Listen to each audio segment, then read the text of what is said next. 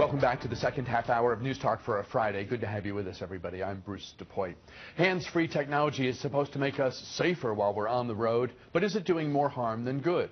AAA's Foundation for Traffic Safety says we're still distracted behind the wheel. And perhaps most disturbing, how long the distraction lasts even after we end the call. Tom Rousey reports. Contact Joel Cooper. Oh. This is video from a AAA research project. Oh my gosh, I guess that is a stop sign. The main finding? Hands-free is not distraction-free. AAA says while hands-free technology is safer than holding a phone or especially texting, the distractions it causes can still linger up to 27 seconds. You can lull yourself into thinking that it's totally safe, and you're fooling yourself and putting yourself in harm's way. The study found not all hands-free technology is equally distracting. The study shows if you use Google Now, it's less distracting than Apple's Siri. Hey Siri, why are you more distracting than Google Now? Searching Google for now. Maybe that's the reason. Call Anna Turner. Call Henry Burns. Drivers we talked to say they've experienced the downside of hands-free. I sometimes look over at the dash to see who's calling me, and I do find that to be distracting. And I actually worry about it with my daughter who's learning to drive right now, so we won't hook her phone up to this car. And Deborah Woodson's teenage daughter is fine with that. I don't want to be the reason that somebody else is dead or hurt somebody's family just because of my recklessness of taking my eyes off the road. Your eyes should always be on the road. In Rockville, Tom Rousey, News Channel 8. Tom, thank you so much for that excellent report. And joining us now here is AAA's John Townsend. I want to open up the phone lines because I know we're all tempted to do things we shouldn't when we're behind the wheel, and we all see behavior in others that we know is wrong. So let me open up the phone lines now. If you want to chime in as part of during our discussion here about distracted driving, join the conversation by dialing the number on the screen. We're able to take calls in the 11 a.m. hour, so if you're watching a little bit past 11:30, join in, grab an open line at 703-387-1020. We'll go to the phones as your questions, comments, and suggestions come in. It's good to have data. We know anecdotally, we know from what our own eyes see that this is a problem. The foundation looked at this scientifically, and they really help our broader understanding, I think. Right. So now you have empirical evidence, and before it was somewhat anecdotal, and even the anecdotal and the research prior to this underestimated the extent of the problem.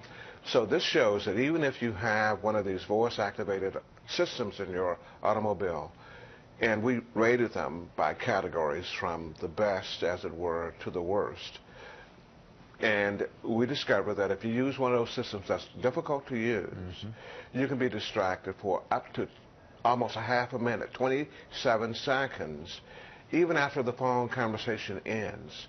And that's what's so disconcerting and mind-boggling about the extent of distraction behind the wheel, even with the new technology.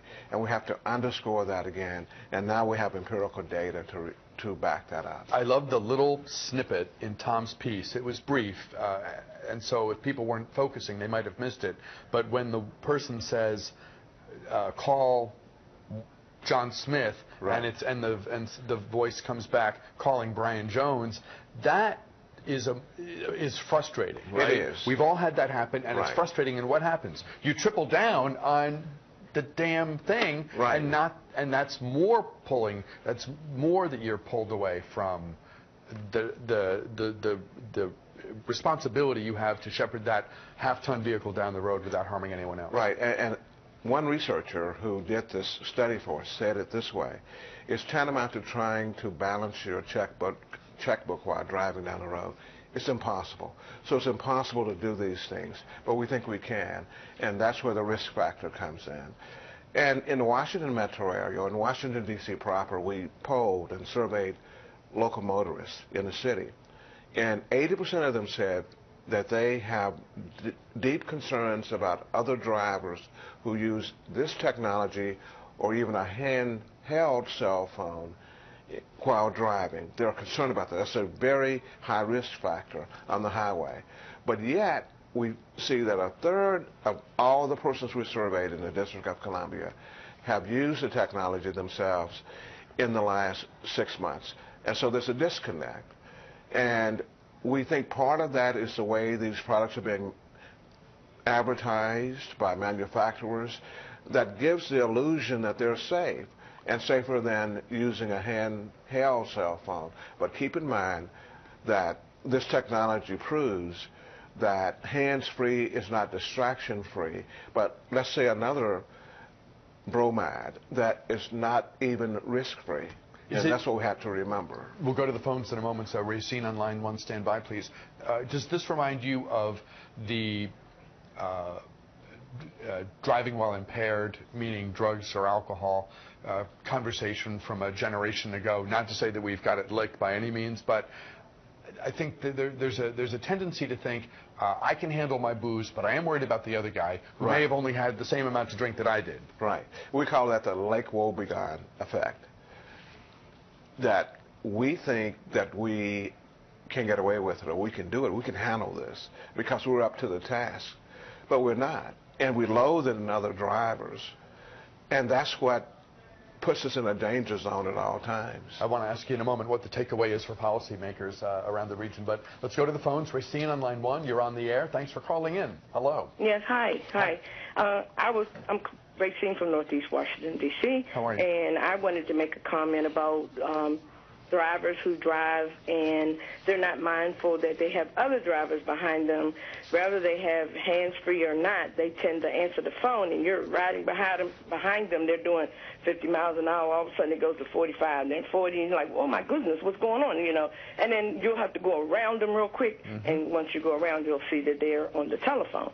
So I think that people need to, be cognizant that they are on the phone with some other drivers behind them and not answer the phone if they can't keep the pace, because it causes problems. I've seen people almost have accidents because of it. Racine, you make a great point. Thanks for watching, and thanks for calling in and making that point. And Racine sort of reminds me that there are folks who will use red lights as an opportunity to catch up on email or whatever. Yes. What happens then? The light turns green, they don't go, and the people behind them get upset, and it only adds to the sense of angst and discord that we already have too much of on the road. And I think Racine underscores the difficulty of this issue in the District of Columbia and how pervasive it is. The thing is, Bruce, that we're talking about the lasting effects of mental distractions from using the devices. And it can cause you, as Racine was saying a moment ago, to miss stop signs, or to not even be aware that the red light has changed, or that you are terror on the road for other motorists. And you made an allusion a moment ago to what happened years ago with drunk driving. And it's interesting, too, Bruce, that the way that law enforcement officers can detect someone who's using these devices is because they have the same behavior behind the wheel as a drunk driver, as an impaired driver. It is the weaving, it is the inattentiveness, it is going across the center line, it is coming too close to the sidewalk, it is ignoring other cars and pedestrians and cyclists on the roadway. And those are the telltale signs that the driver is distracted. So what are the policy takeaways? Well, the policy takeaways are that, number one, the manufacturers have to do a better job of designing this equipment so that it's not so burdensome to use. And that's why we rated 10 different automobiles to determine which devices are easy to use. But even with the easiest to use devices and voice-activated systems, there is still a moderate level of distraction. And in the most difficult to use, then it is a high level of distraction that can be disastrous on the road. As we said a moment ago, the distraction can last for as long as a half a minute or 27 seconds. That's like hitting a golf ball 300 yards down the fairway from the tee. Well, you're going to have to use an analogy that I can identify. Okay, well, I'll use another. But here's the point, that there are only a handful of golfers, including Tiger Woods and John Daly, who can do that. That's how much distance you cover. Let me give you another analogy. I get where you're going. It's the distance of 3 football fields. That's 300 yards.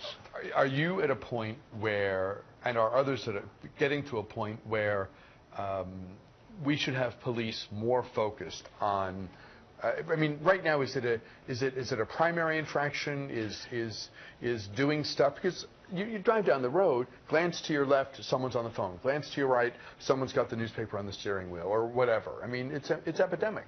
And you sort of never see a police officer where and when you want them. You know what I mean? Are you ready to say this needs to be more of a top priority? It is a primary offense in the District of Columbia, always has been, and the laws have been tough in both Virginia and Maryland. Here's the thing, that we see a dramatic and precipitous drop in the number of tickets being written in the District of Columbia.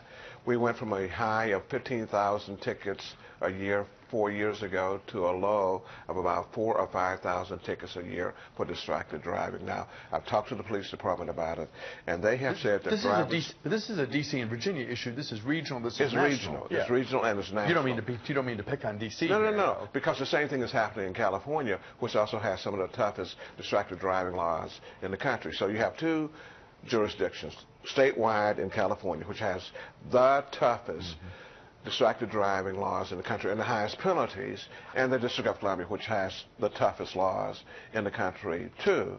And in both jurisdictions, the number of tickets have dropped because drivers have become more sophisticated and more clever and more subtle about the way they hide their distraction.